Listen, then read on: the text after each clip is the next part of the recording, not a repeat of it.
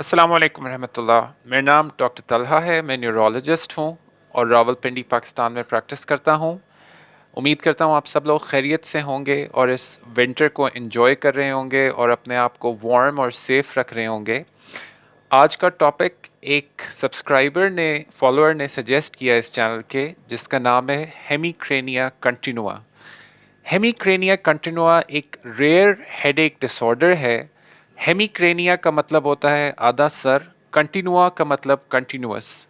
ये एक सर दर्द की प्रॉब्लम है जो क्रॉनिक डेली हेडेक्स की कैटेगरी में आती है, यानी जिन लोगों को रोज़ाना रोज़ाना सर दर्द हो रहा हो उनके लिए एक पॉसिबल डायग्नोसिस जो न्यूरोलॉजिस्ट कर सकता है वो हेमिक्रेनिया कंटिन्यूआ है।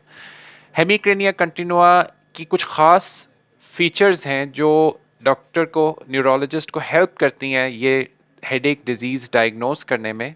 एक तो ये अमूमन एक साइड पे रहती है और बाय डेफिनेशन ये सर दर्द कम से कम 3 महीने तक रहता है। 3 महीने से कम हो तो ये डायग्नोसिस करना मुश्किल होता है। और डल सा हेडेक थोड़ा बहुत चलता रहता है और किसी किसी वक्त इस सर दर्द के अंदर शिद्दत आ सकती है, यानी वो शदीद तरीन हो सकता है। और जो शिद्दत का जो अटैक होता है उसमें या तो धमक हो सकती है जो कि इसको माइग्रेन जैसा सोचने में हमें मजबूर कभी कभी कर देता है, और दूसरा ये स्टैबिंग हो सकता है, जैसे कि कोई छुरा घोंप रहा हो इंसान के सर में। ये अमूमन कनपट्टी के इर्द गिर्द या आँख के इर्द गिर्द होता है। इस टाइप के सर दर्द को, हेमिक्रेनिया कंटिन्यू को, एक और कैटेगरी में भी हम डालते हैं जिसे हम कहते हैं ट्राइजेमिनल ऑटोनॉमिक सेफेल्जियाज। ट्राइजेमिनल नर्व एक नस है जो कि हमारे चेहरे की फीलिंग को लेकर हमारे दिमाग तक जाती है। और अमूमन जो सर दर्द है इसका, वो ट्राइजेमिनल नर्व के जो ये वाला डिस्ट्रीब्यूशन, यानी तीन उसकी ब्रांचेस होती हैं, V1, V2 और V3। ये वाला जो पेन है हेमिक्रेनिया कंटिन्यूआ का, वो अमूमन जो V1 की डिस्ट्रीब्यूशन है, जो आँख के इर्द गिर्द और ये टेम्पल के एरिया में है, इधर ये दर्द होता है आमतौर पे। और आमतौर पे ये एक ही साइड पे रहता है। ये साइड जंप करना जो है इसका रेयर है। हो सकता है कि दूसरी साइड पे भी कभी हो, लेकिन अमूमन एक ही साइड पे, या राइट पे या लेफ्ट पे रहता है। और इसके साथ एक और जो चीज़ इसको डिफाइन करती है वो ऑटोनॉमिक फीचर्स हैं। अब शायद पहले की किसी टॉक में मैंने ये जिक्र किया हो कि नर्व्स के मुख्तलिफ फीचर्स हो सकते हैं, काम हो सकते हैं। उसमें एक तो मूवमेंट है यानी मोटर, एक है महसूस करना यानी सेंसरी, जो तीसरा है उसको हम ऑटोनॉमिक कंट्रोल कहते हैं। ऑटोनॉमिक कंट्रोल में इस तरह की चीज़ें आती हैं जैसे कि स्वेटिंग, जैसे कि जो रगें हैं वो कितनी खुली होंगी या कितनी तंग होंगी, ये सब ऑटोनॉमिक नर्वस सिस्टम कंट्रोल करता है हमारा।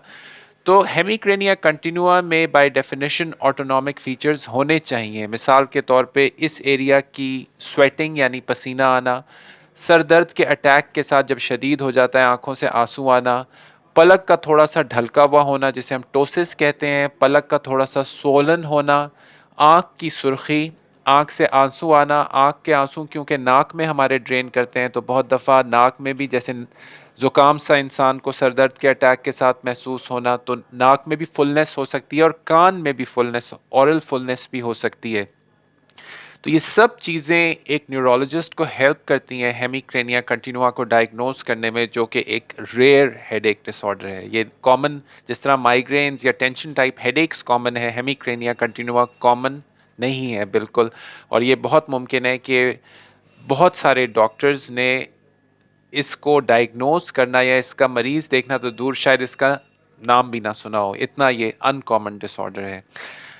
और एक और चीज़ जो हेमिक्रेनिया कंटिन्यूआ को डिफाइन करती है या डायग्नोस करने में हेल्प करती है, जिसे हम पैथोग्नोमोनिक फीचर कहते हैं, वो एक मखसूस ड्रग है जो आमतौर पे हम सोजिश कम करने के लिए इस्तेमाल करते हैं।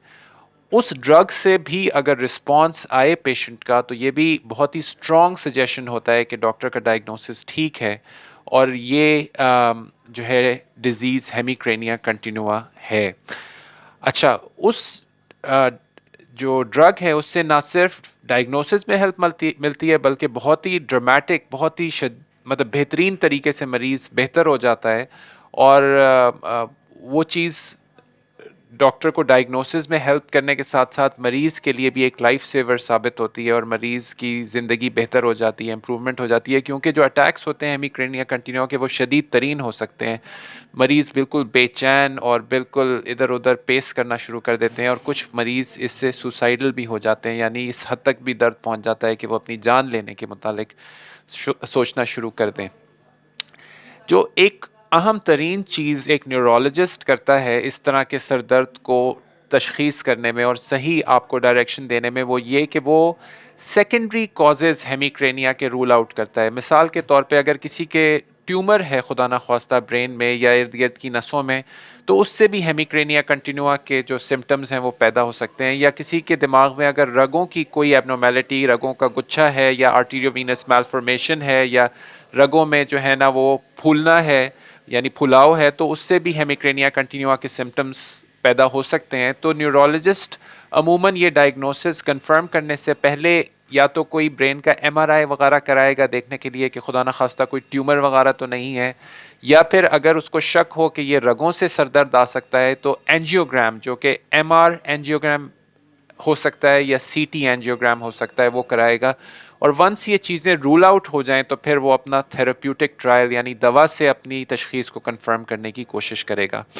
ٹرائیجیمنل آٹونومک سیفالجیاز میں اور بھی سر دردوں کی ٹائپس ہو سکتی ہیں، جس میں ایک سب سے شاید well known cluster headaches ہیں. کلسٹر ہیڈ ایکس خود بھی ان کامن ہے.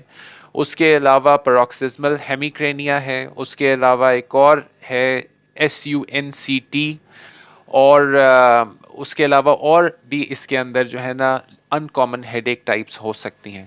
تو اگر اس طرح کی سمٹمز آپ میں یا آپ کے کسی پیارے میں ہیں تو جو بیسٹ آپشن آپ کے لیے ہو سکتا ہے وہ اپنے قریب ترین کسی اچھے نیورولوجسٹ کو جا کے دکھانا ہے اور اس کو اپنی علامات جا کے مریض خود بتائے تاکہ وہ صحیح سے ڈائگنوز کر سکیں اور پراپر ٹریٹمنٹ آپ کو تجویز کر سکیں تاکہ آپ کی زندگی جو مشکل ہوئی ہوئی ہے اس کی وجہ سے وہ بہتری کی طرف جا سکے. امید کرتا ہوں کہ اس مختصر ویڈیو سے آپ کی نالج اور اویئرنیس میں اضافہ ہوا ہوگا. کوئی سوال آپ کے ہیں تو آپ ضرور نیچے کامنٹ سیکشن میں لکھ بھیجیے. کوئی فیوچر ٹاپک سجیشنز ہیں، we are always happy to hear about them. بہت بہت شکریہ سننے کے لیے. السلام علیکم ورحمۃ اللہ وبرکاتہ.